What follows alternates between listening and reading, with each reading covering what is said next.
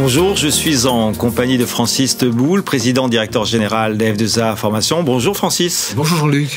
AF2A est leader en termes de formation qualifiante sur le secteur de l'assurance. La formation subit un contexte de mouvement. C'est quoi le contexte aujourd'hui, clairement, Francis ?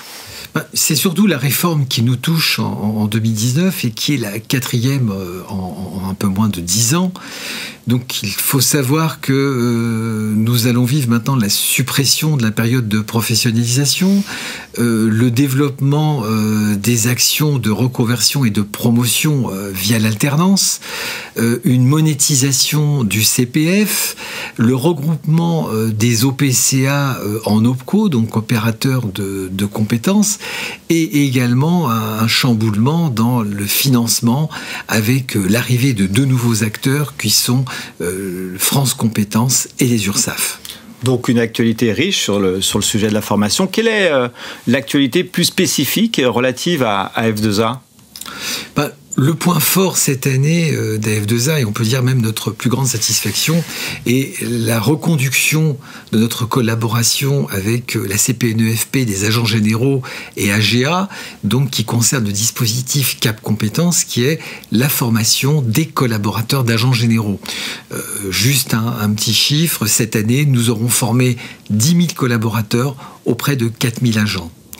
En face, nous avons également un autre dispositif qui est celui d'identité courtage, qui lui est un peu plus jeune puisqu'il existe depuis 2 ans, mais qui nous laisse prévoir de très belles perspectives d'avenir.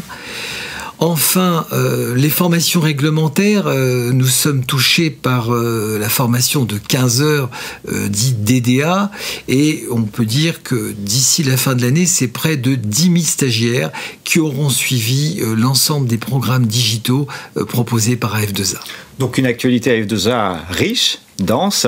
AF2A, vous proposez des formations qualifiantes, tant en présentiel qu'en digital. Alors, quel est aujourd'hui votre objectif pour les années à venir ? Les années à venir, effectivement, vous faites bien d'en parler, c'est l'avenir, et l'avenir de la formation, c'est aussi le diplômant.